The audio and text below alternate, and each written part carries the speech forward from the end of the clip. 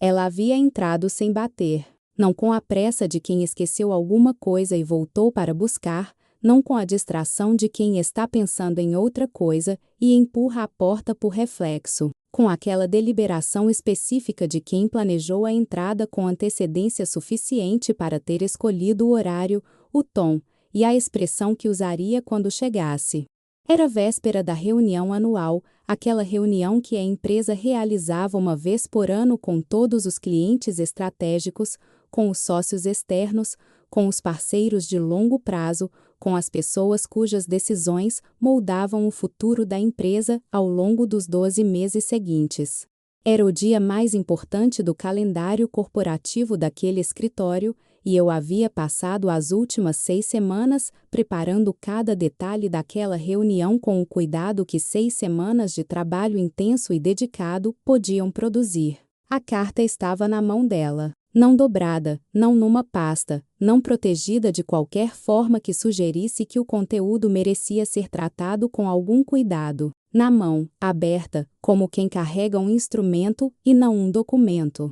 Havia colocado a carta sobre a minha mesa, com aquele gesto calculado de quem quer que o objeto faça um som ao pousar, não um barulho, mas um som que seja audível o suficiente para que a pessoa do outro lado entenda que está sendo entregue algo que tem peso. E havia dito, com aquela voz que estava no meio caminho entre o formal e o satisfeito: já comunicamos a todos. A diretoria tomou uma decisão sobre a sua posição. Você está demitida. Pode arrumar suas coisas.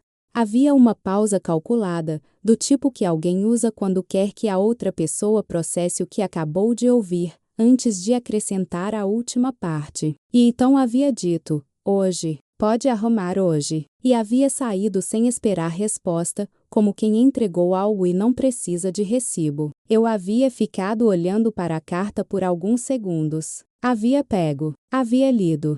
Havia colocado de volta sobre a mesa com cuidado, como se fosse um objeto frágil, que merecia mais consideração do que havia recebido quando havia sido entregue.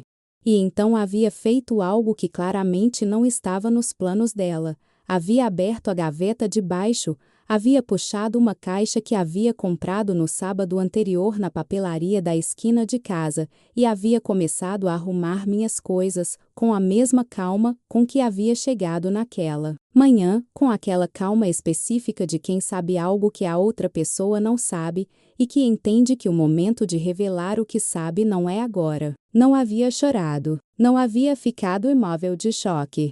Havia arrumado a foto da minha filha, o livro de referência que havia deixado sobre a mesa há 3 semanas, o carregador, a caneta que havia ganhado de presente num treinamento que havia feito 2 anos antes. Havia passado o crachá pela última vez na catraca. E havia saído. Porque quando ela voltasse na manhã seguinte, aquilo que ela havia planejado com tanta antecedência e executado com tanto cuidado havia entrado em colapso de uma forma que ela não havia calculado em nenhum dos cenários que havia construído mentalmente antes de entrar com aquela carta na mão. Para que você entenda o que havia acontecido na manhã seguinte, preciso te levar comigo para o começo de uma história que não começa com aquela carta.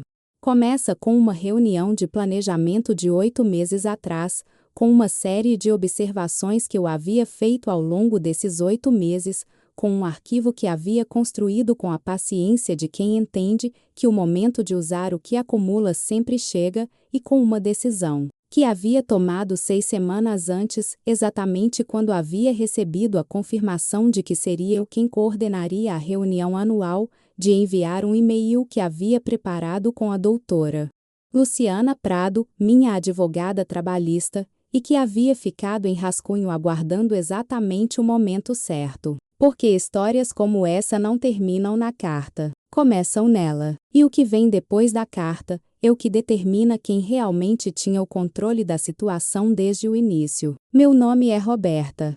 Tenho 36 anos, sou formada em Relações Institucionais, com especialização em Gestão de Eventos Corporativos e Comunicação Estratégica, e trabalho nessa área há 12 anos, com uma consistência que havia sempre me dado a segurança de quem sabe que o que entrega é verificável e que, portanto, não depende de nenhuma narrativa além do próprio resultado para existir de forma sólida.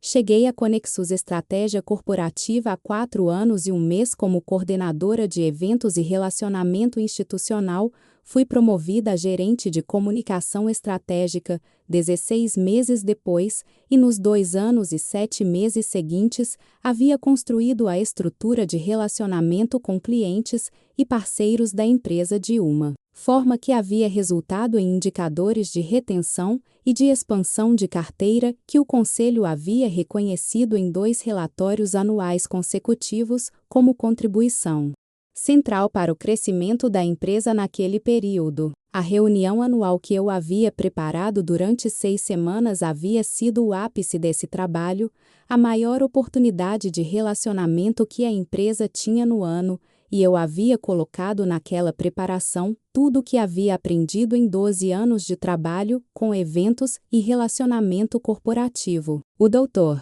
Alexandre Viana era o CEO da Conexus, homem de 52 anos, que havia cofundado a empresa havia 14 anos com uma sócia, que havia saído 5 anos antes e que havia deixado a empresa inteiramente nas mãos dele. Era o tipo de executivo que eu havia aprendido a respeitar pela combinação de visão estratégica e atenção ao detalhe que havia caracterizado as decisões que havia tomado ao longo dos 2 anos em que havíamos trabalhado de perto. Havia construído uma relação profissional com ele que havia sido baseada em resultado verificável e em comunicação que havia funcionado bem, porque os dois preferíamos objetividade a eufemismo quando havia algo importante para dizer. Era uma relação que havia sido boa, que havia sido comprometida de uma forma que eu havia observado com atenção crescente ao longo dos últimos 8 meses e que havia documentado com a disciplina de quem sabe que documentação é o que transforma a observação em evidência quando o momento de apresentar a evidência chega. A Fernanda Viana havia chegado ao escritório pela primeira vez numa tarde de setembro do ano anterior, 8 meses antes da carta. Era a esposa do doutor. Alexandre havia 11 anos, havia participado da empresa de formas que haviam variado ao longo do tempo, mas que haviam sempre ficado dentro de limites que eu havia conseguido reconhecer como razoáveis para o contexto, até que haviam deixado de ficar dentro desses limites de uma forma que havia sido gradual o suficiente para que eu houvesse resistido por algum tempo à conclusão de que o que estava vendo era o que estava vendo. Havia chegado naquela tarde de setembro com aquela presença de quem está avaliando um ambiente novo, com olhos que já decidiram o que procuram antes de terminar de olhar. E havia ficado na empresa por mais tempo do que qualquer visita anterior havia durado. E depois havia voltado. E depois havia voltado de novo. Até que havia se tornado uma presença regular de uma forma que eu havia começado a documentar com crescente cuidado, porque a regularidade não era acompanhada de nenhuma justificativa formal que tornasse razoável o nível de envolvimento que estava se desenvolvendo. O e-mail que havia ficado em rascunho aguardando o momento certo havia sido enviado naquela noite, depois que havia chegado em casa, depois que havia colocado a caixa no banco de trás do carro, depois que havia sentado na cozinha com um copo de água e havia ficado em silêncio, por alguns minutos processando o que havia acontecido e confirmando para si mesma que sim, era aquele o momento. Havia enviado às 21h42 de uma quinta-feira, véspera da reunião anual mais importante do calendário da empresa. E na manhã de sexta-feira, quando a Fernanda havia chegado ao escritório esperando encontrar um ambiente sob o seu controle, havia encontrado uma situação que não tinha nenhuma semelhança com o que havia imaginado que encontraria. Se você já teve a sensação de que a pior notícia que alguém poderia te dar chegou no momento em que você estava mais preparada para recebê-la do que a pessoa que estava dando, tinha qualquer ideia. Você entende exatamente onde eu estava naquela quinta-feira à noite. Deixa o like, se inscreve no canal e fica aqui. Porque o que havia naquele e-mail e o que havia acontecido quando a Fernanda chegou na manhã seguinte é o que vai mudar tudo.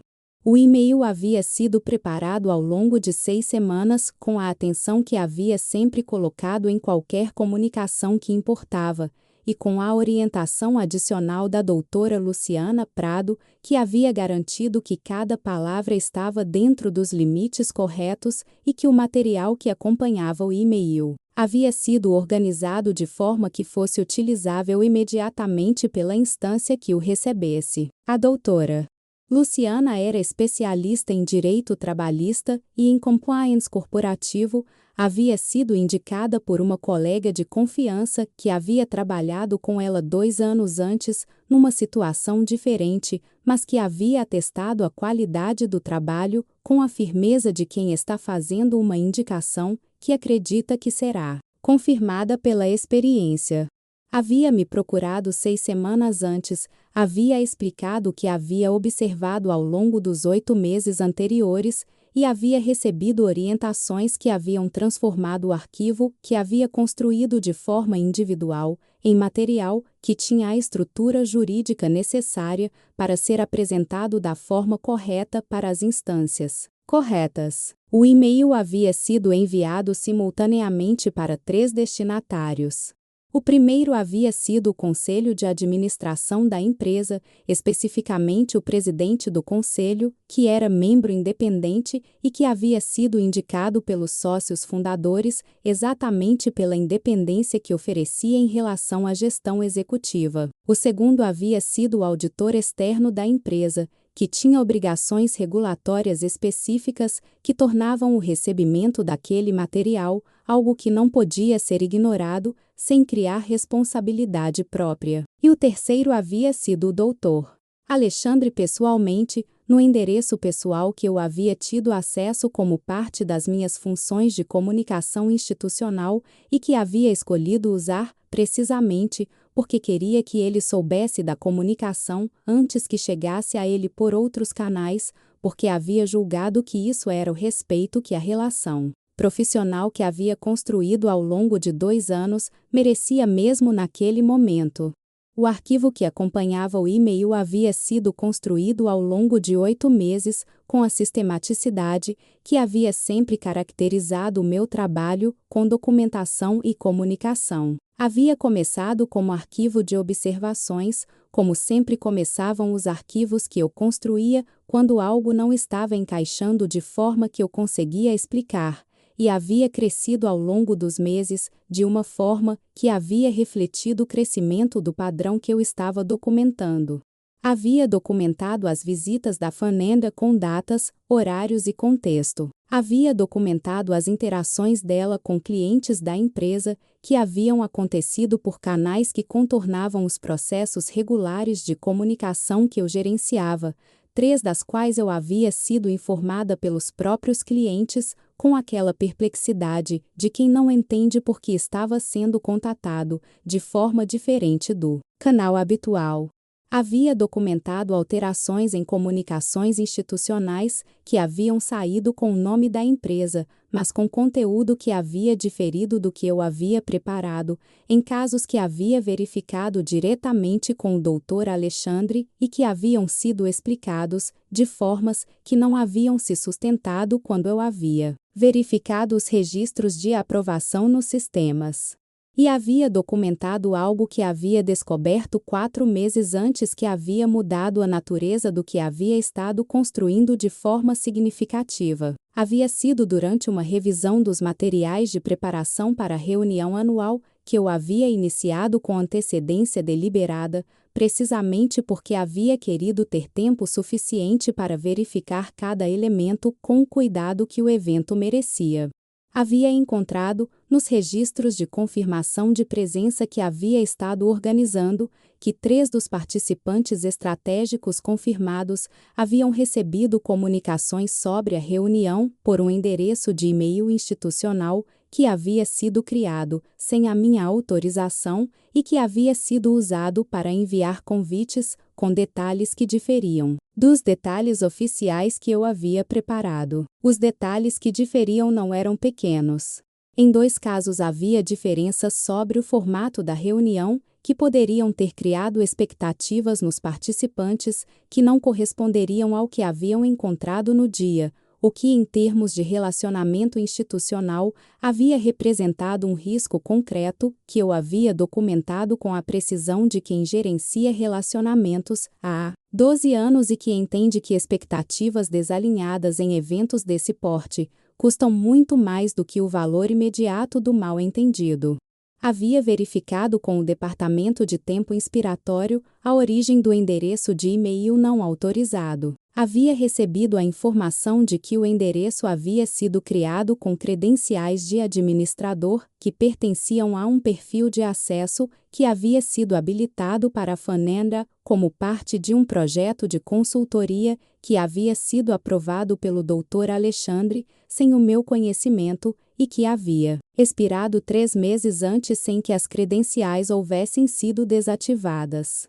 Era o tipo de falha de processo de offboarding que eu havia proposto corrigir em 2 relatórios anteriores e que havia ficado na fila de prioridades sem urgência suficiente para ter sido executada. Era também a abertura técnica que havia sido usada de forma que o sistema havia registrado e que havia ficado aguardando ser encontrada pelo olhar certo no momento certo. Havia documentado tudo. Havia verificado com a doutora Luciana que cada elemento havia sido documentado de forma que fosse juridicamente utilizável, e havia preparado o e-mail com o material completo, organizado em síntese executiva de 4 páginas, seguida da documentação de suporte categorizada, de forma que cada afirmação tivesse respaldo imediatamente verificável, sem depender de mais nenhuma informação que não houvesse sido apresentada de forma objetiva e verificável dentro do próprio pacote. O e-mail havia sido enviado às 21h42. Na manhã seguinte, às 6h18, havia recebido confirmação de leitura do endereço do presidente do conselho. Às 7h41, havia recebido uma mensagem de texto do Dr. Alexandre, que havia dito apenas: "Preciso falar com você hoje. Urgente." Às 8h15, havia chegado ao escritório. E havia encontrado a Fanenda parada no meio do corredor com o celular na mão e aquela expressão específica de quem chegou esperando um ambiente e encontrou outro completamente diferente do que havia calculado que encontraria. O que a Fanenda havia encontrado quando havia chegado naquela manhã de sexta-feira havia sido um escritório que havia mudado de configuração ao longo das últimas horas, de formas que ela não havia previsto quando havia entrado na véspera com a carta na mão. O presidente do conselho havia chegado às 7h50, antes do início regular do expediente, acompanhado de um advogado, que não era o advogado regular da empresa e cuja presença havia sido o primeiro sinal visível de que algo havia mudado. A auditora externa havia sido contactada na noite anterior pelo próprio presidente do conselho, depois que havia lido o e-mail, e havia chegado às 8h05 com aquela eficiência de quem foi convocado com urgência e que entende que urgência tem razão de existir. E o doutor Alexandre havia chegado às 8h20 com aquela expressão que eu havia descrito mentalmente como a expressão de alguém que havia passado a noite processando algo que havia esperado não ter que processar, mas que havia chegado de uma forma que não havia deixado escolha sobre quando processar. Havia chegado às 8h30, que era o meu horário habitual de chegada, com a pontualidade que havia sempre mantido independente de qualquer circunstância, porque havia aprendido cedo que pontualidade era uma das formas mais simples e mais eficazes de comunicar respeito pelo próprio trabalho.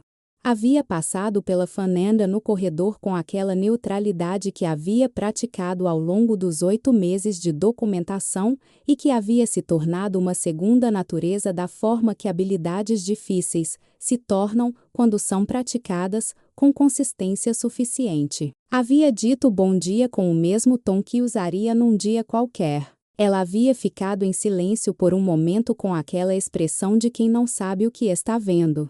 E eu havia continuado caminhando para a sala de reunião, onde o presidente do conselho havia me pedido que fosse às 8h32. A reunião havia começado com o presidente do conselho apresentando o contexto do que havia acontecido daquela manhã para os presentes, que não haviam tido acesso ao e-mail completo, mas que precisavam entender o processo que estava sendo iniciado. A auditora externa havia confirmado que havia recebido o material e que havia iniciado uma análise preliminar na noite anterior, que havia produzido observações suficientes para justificar a expansão da análise para uma auditoria formal, que seria conduzida ao longo dos dias seguintes. O advogado que havia acompanhado o presidente do conselho havia apresentado as medidas cautelares que haviam sido determinadas pelo conselho antes que a reunião começasse, incluindo o bloqueio imediato do endereço de e-mail não autorizado, a suspensão do acesso às credenciais que haviam sido identificadas no relatório técnico que havia acompanhado o e-mail e a preservação formal de todos os registros relevantes que havia sido solicitada ao Departamento de Tempo Inspiratório às 7 da manhã. O Dr. Alexandre havia estado em silêncio durante a maior parte da apresentação. Havia feito uma pergunta sobre o endereço de e-mail não autorizado, que havia revelado que não havia sabido da sua criação, o que havia sido a informação que havia confirmado algo que eu havia suspeitado, mas que não havia sido capaz de estabelecer de forma direta, que a Fernanda havia agido de forma que o Dr. Alexandre não havia autorizado e que, portanto, havia uma dimensão do que havia acontecido, que ele havia sido ao mesmo tempo vítima e inadvertidamente parte, o que havia criado uma complexidade na situação que o conselho havia entendido que precisava ser gerenciada com cuidado para que a resolução fosse correta, para todas as dimensões que havia. A reunião anual havia acontecido.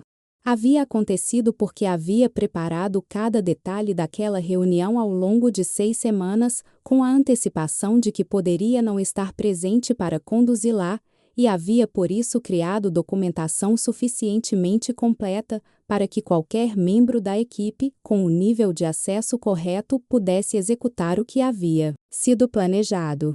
Era uma decisão que havia tomado não por pessimismo sobre o resultado do que estava preparando para o conselho, mas porque havia entendido que reuniões anuais não podiam depender de uma única pessoa para acontecer da forma que precisavam acontecer, e que criar essa dependência seria uma falha de planejamento, que eu não estava disposta a cometer independente das circunstâncias pessoais que havia estado enfrentando.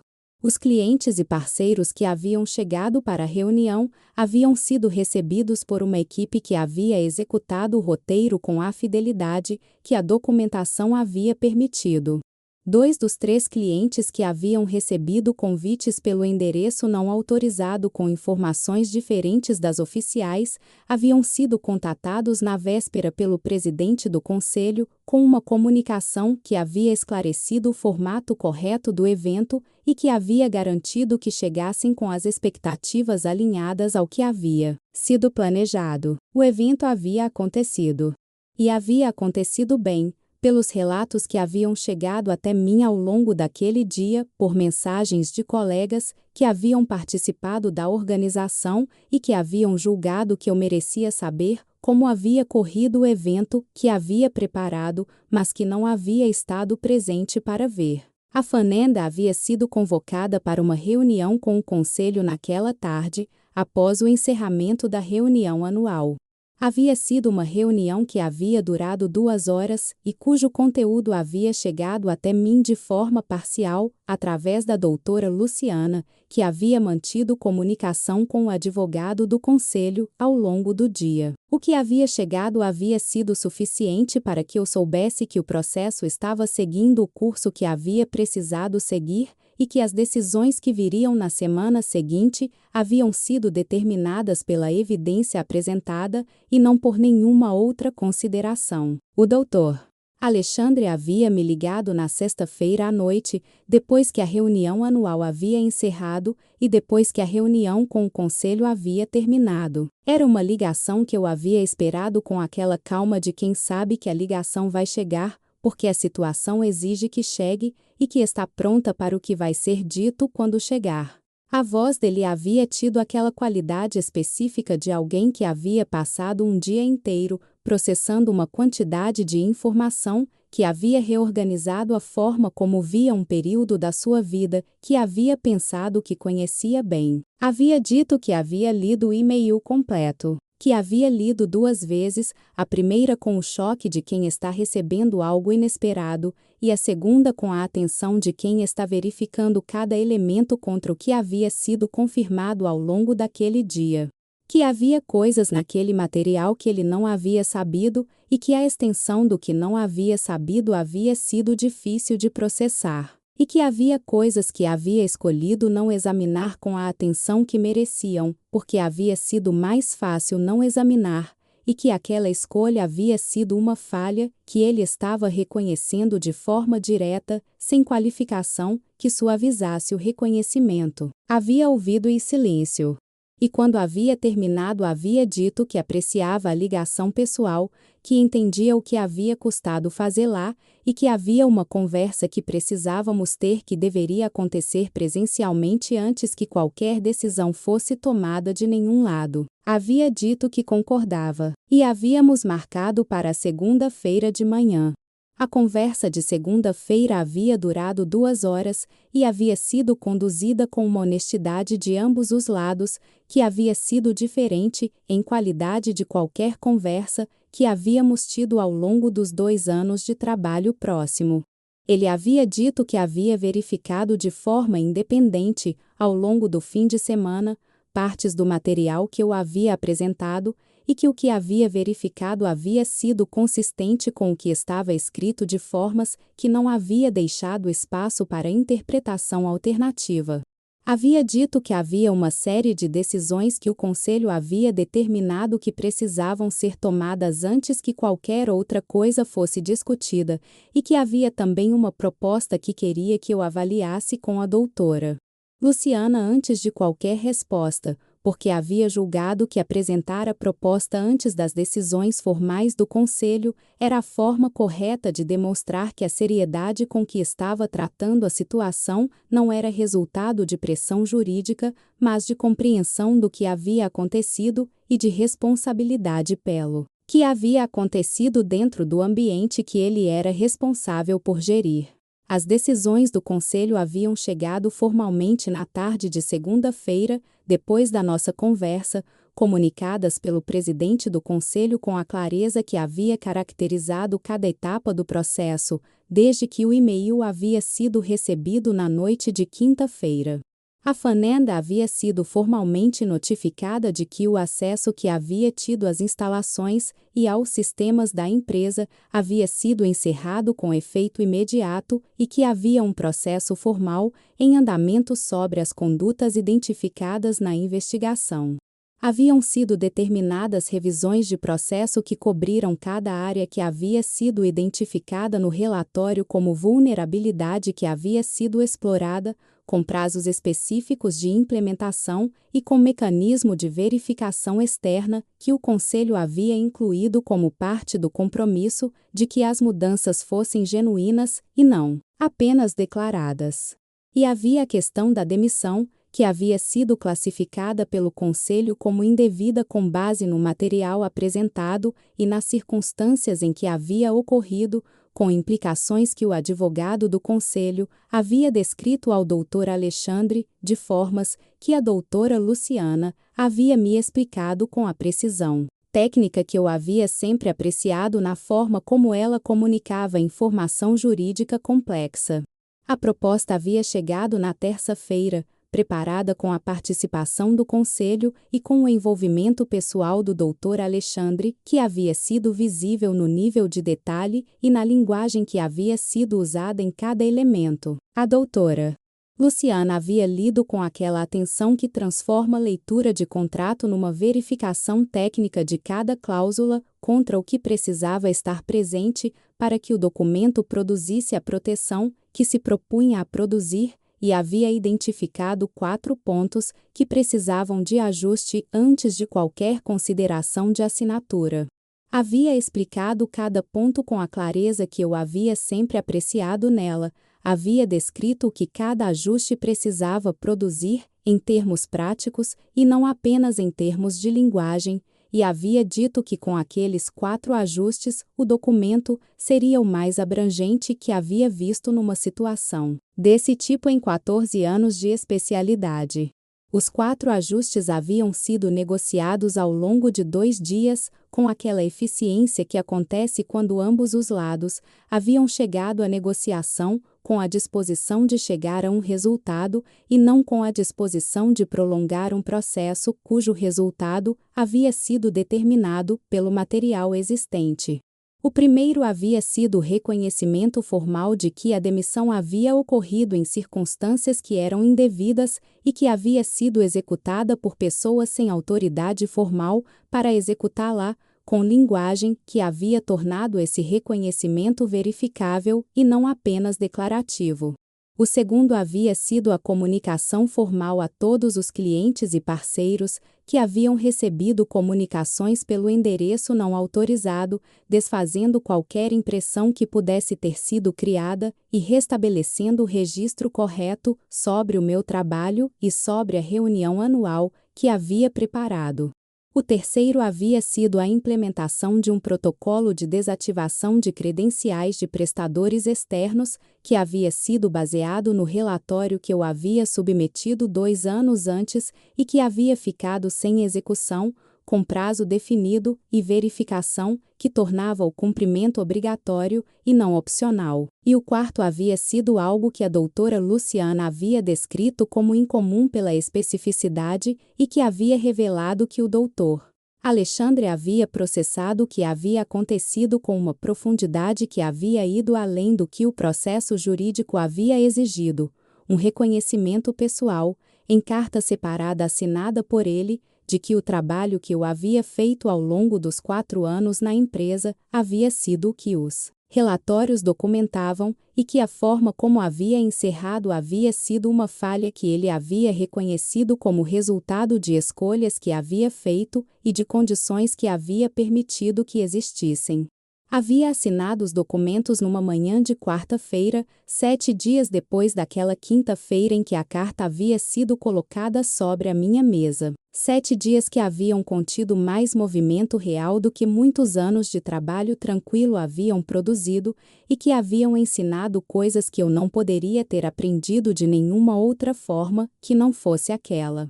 O tipo de ensinamento que só acontece quando você é colocada numa situação que exige que você use tudo o que tem de melhor no momento em que teria sido muito mais fácil usar o que tem de mais humano, que é reagir com a raiva e com a dor que qualquer pessoa que fosse injustiçada da forma que havia sido injustiçada sentiria e que seria completamente compreensível sentir. Não havia reagido com raiva. Não havia reagido com dor visível. Havia arrumado a caixa com calma. Havia enviado o e-mail no momento certo. E havia confiado que o que havia preparado ao longo de 8 meses era suficiente para que o processo que havia iniciado produzisse o resultado que precisava produzir. Era suficiente. E havia produzido. A decisão sobre continuar na empresa havia sido a mais pessoal das decisões que havia tomado ao longo daqueles 7 dias, e havia tomado com o espaço que essa categoria de decisão merece, que é diferente do espaço que decisões estratégicas e táticas merecem, porque envolve não apenas o que é razoável ou conveniente, mas o que você genuinamente quer para o próximo capítulo da sua vida profissional. Havia conversado com as pessoas cujo julgamento eu respeitava, havia caminhado mais do que o habitual naquela semana, porque havia aprendido que o meu melhor processamento acontecia em movimento, e havia me feito a pergunta que havia aprendido a fazer antes de qualquer decisão que importava: o que eu quero? Não o que é esperado, não o que é mais fácil, mas o que eu genuinamente quero. Havia decidido continuar. Não por inércia e não por falta de alternativa. Havia 3 propostas que haviam chegado naquela semana de pessoas da minha rede, que haviam ouvido pelo mercado que eu estava disponível, o que havia confirmado que a reputação que havia construído ao longo de 12 anos existia independente de qualquer carta que fosse colocada sobre uma mesa por quem quer que fosse. Havia decidido continuar porque havia razões verificáveis para continuar que não eram resultado de medo ou de gratidão. O trabalho da reunião anual havia sido o trabalho mais completo e mais cuidadoso que havia feito em 4 anos naquela empresa, e havia algo que havia precisado ver até o fim que ia além daquele evento específico. Havia um conjunto de processos que haviam sido identificados como vulnerabilidades e que eu havia proposto corrigir em relatórios que haviam ficado sem execução, e havia agora a condição que nunca havia tido antes, que era a autoridade formal e a proteção contratual para implementar aquelas correções de forma que fosse genuinamente efetiva. Era uma razão que eu havia reconhecido como minha de formas que me haviam convencido de que não estava confundindo conveniência com vontade genuína. A Fernanda havia deixado de aparecer no escritório a partir da semana da notificação formal. O que havia acontecido nas esferas além do ambiente corporativo pertencia a uma história que eu havia decidido conscientemente não carregar como parte da minha, porque havia aprendido, de forma mais clara do que havia aprendido qualquer outra coisa naquele período, que saber onde a sua história termina e onde começa a de outra pessoa é uma das formas mais importantes de proteger a integridade que você construiu ao longo do tempo. A minha história havia sido sobre fazer o trabalho correto da forma correta e entregar o resultado desse trabalho às instâncias que tinham autoridade e responsabilidade de agir. Havia feito isso. O que havia acontecido depois era da responsabilidade das instâncias que haviam agido e das pessoas que tinham precisado ser endereçadas. O protocolo de desativação de credenciais havia sido implementado em 25 dias, dentro do prazo de 30 que havia sido acordado.